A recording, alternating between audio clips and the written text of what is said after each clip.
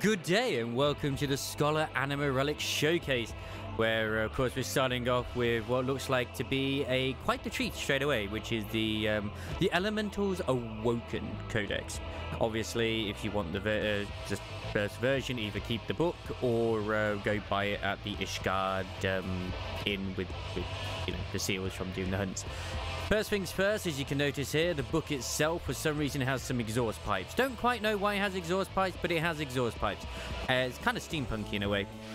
And it also has some little jars of aether here, which, quite frankly, it fits with the actual relic artifact set itself, which I will at some point cover, but right now we are not. Alright, we'll bring out the book itself. It's got a nice little glow, because the books, they always seem, I feel like they need to work the hardest with, because it's a book. How do you make a book exciting? Add more glow. So yeah, this is what the front of the front of the book looks like, which isn't too bad. You can see some glow swirling around it and all that sort of nonsense. Still don't understand the freaking exhaust pipes, but it is what it is. As you can see here, it's not quite as blinding as the actual Zodiac Relic series, but it's still pretty interesting. And how you would read what in the book, I don't know. I have a little bit of the hiccups right now. Oh my god, I am so sorry. Anyway, moving on.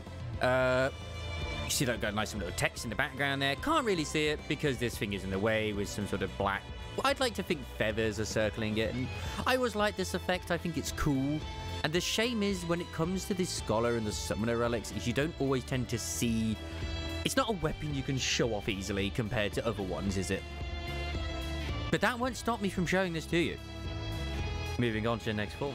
Alright, we have the Tetraliabelos. The name will be on the screen. It's a really hard name to say for someone who's dyslexic. So, yeah. So, looking at it as it is just on your sort of hip, of course, once again, enjoy the catgirl thighs. I mean, if there's one thing I do say is I'll always, provide, or whatever character you want to be. Could have been a male row, and you'd still enjoy the thighs. It doesn't matter. The book itself has got a nice little sort of encase in the grimoire has got its own little thing here. I do like the handle.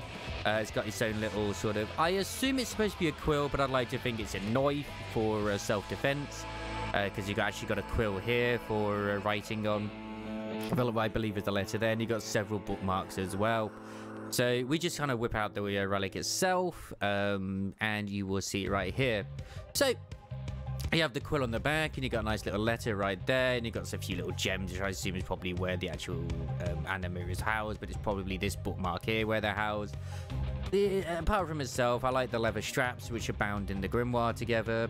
The book itself is like, it is what it is. You can see it's got some lovely writing in there. There's the knife. It's probably more likely actually a magnifying glass now that I think about it, or a scrying tool. Who knows? But it could very well be a knife. Don't want to mess with scholars. There's a reason why they bonk you with the book, and it's going to be very hard hitting. If you played Elden Ring and you've been hit by one of those freaking mage guys who wear the big hats with one of those books, you know it hurts. Oh boy, you know it hurts. But you also know you can block it easily and just kill them instantly afterwards. It's a good looking relic though. Let's move on, where we'll have ourselves the next version of this. The hyperconductive unpronounceable name is right here. Here we go. So it's not bad. You can see the little glow here is very different. Like the actual glyphs which are coming out of the pages are sort of, they're unique and they're different, which is good. And I believe that is something they keep going between each of the phases. I'm very appreciative of that. It's good attention to detail and trying to make them pretty good. On the back as well, we've got ourselves what I can only really say are like supposed to emanate fairy wings as well. Obviously, we have our fairy over here just to show them on Scholar and not Summoner.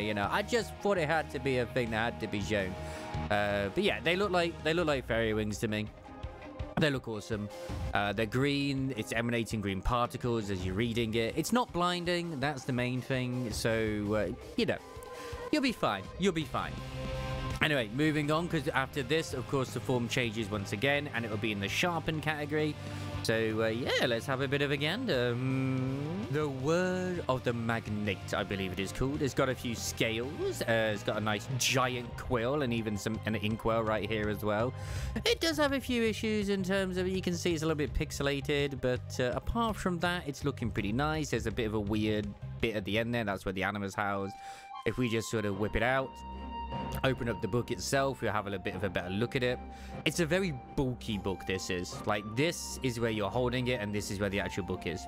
It's kind of weird, isn't it? But it's not a bad look. You got what looks like, they look like scales, but they also look a little bit like tree branches with tree leaves and stuff. I don't know what they were thinking with this, but it's still pretty cool. I like it. You got the red, the yellow, and the green gems right there going down. It's like a nice sort of black, like night sky look to it, and maybe it is a residual tree. It is actually a tree. Never mind. I just noticed this is a tree trunk right here in the middle of the spine of the book. It's got actually a moon, so it is a starry sky. Those are branches. They still look kind of scaly because obviously it's Heavensward. A lot of dragons are involved, so it makes sense if it's kind of dragony based. This looks like a dragon's claw to me. Obviously got the giant quill here. It's very, very unwood. I don't know how you would use this to write with an inkwell of Aether or whatever there too. It's not a book which I could see someone comfortably reading, if I'm completely honest, or taking into battle. Yeah, but it looks good. But anyway, onto the sharpened version, where it's all glowy. All right, the sharpened Word of the Magnate. I believe that is what it is called. Oh boy. As by now, you should be used to the fact that it's, well, like this, where it's all glowing and everything, and it's just, the energy is whirling around and around and around. That's pretty nice, but of course the main bit is what's in here. It's blinding! Yeah, it's emanating from this crystal, and no special glyphs on the inside, sadly, but it is at least back to the tradition of the Realm Reborn ones, where it's blinding. I will still say, in terms of relics that I've seen so far when it comes to the Scholar, I really do like the Realm Reborn relic the most. I think that final version is absolutely god tier with the feathers and everything coming out of it. But we're not at the final version of this just yet, so who knows? Maybe your opinion will change. I don't know. I'm not your mum. I'm not even gonna be. So I can't decide for you. But yeah, we are now moving over to the final version of the Anima series of relics for Scholar. And obviously we have just Astrologian remaining as well. But before we get to that wonderful mess, let's just have a look at what the final version of this relic series looks like. Okay, we have the Anabasis book. It looks pretty basic and pretty cool. I like it. I like the fact that it's got a sort of ink pen right here. There's no quill this time. It has truly evolved into, you know, the new world and the new era. We actually get to write with a proper ink pen. It's crazy. The front of it kind of reminds me of Skyrim for some weird reason. I don't know why. Like, that symbol there looks very like Skyrim-ish, even though it's nothing dragony. It just looks like it to me. That's on the outside. On the underneath here, we can see this is where the Anima is housed. We'll have a better look in a minute. Big gem, big prizes, and it's kind of almost reminiscent of like what I was talking about with the White Mage one, where it's got the triage kind of look too. It looks pretty good, doesn't it? You got yourself some 3 wings just kind of like, you know, circling around the top of the book as it opens with some glyphs around the top bit. If you look inside, it's nothing too special. It is what it is, and it's silver, so you can probably guess what the next one's gonna be. Got some lovely little highlighted wings at the top here. In fact, no, not Skyrim. This reminds me of Assassin's Creed. Oh my god, now I can't unsee it. Oh, it reminds me of Assassin's Creed. But either way, I could see this book being in somewhere like Charlian on a bookshelf, and when you pick it up, it's like, I have the power. It's nice looking. I like it. It's just a very nice book. I'd have it on my shelf. But of course, this is not the final version. We have to go look at the Lux. Let us have a look at this. The Anabasis Lux. The fountain pen itself is now green on there, which looks pretty nice actually, rather than the blue that it was originally. As I said before, like, I wonder if it would change, and it did. The imprints are now a gold lining upon a white background, so the contrast looks really stands out. The Assassin's Creed symbol still looks the same now that I've, you know, I can't unsee it. There's now a gem on the actual spine of this book. You can see right here. We'll have a better look at that soon. The gold reefs, or whatever they were originally, are now green themselves as well. It's very green because obviously green is to do with healing and being sick, but mostly healing.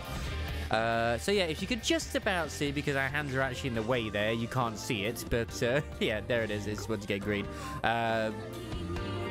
So it's very bright is the is this version of the Relic. So it's very difficult to see, but it's also still very gold at the rooms and everything.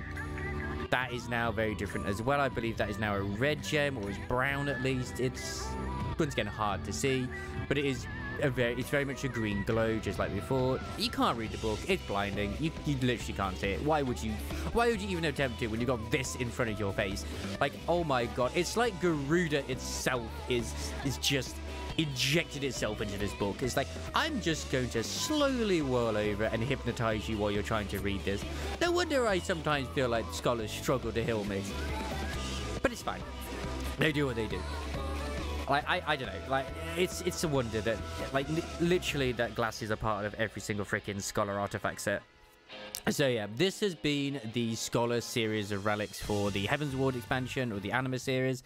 I personally think the final form is pretty awesome looking. I still would say that the Realm Reborn relic's my favorite so far.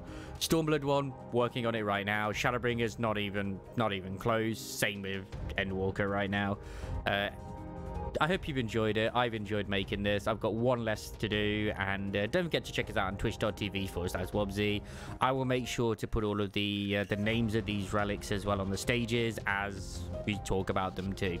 If you've not noticed already, I'm putting more effort into the videos. They do take longer, but yeah, it doesn't take long to record them, but boy, how did it take time to edit them.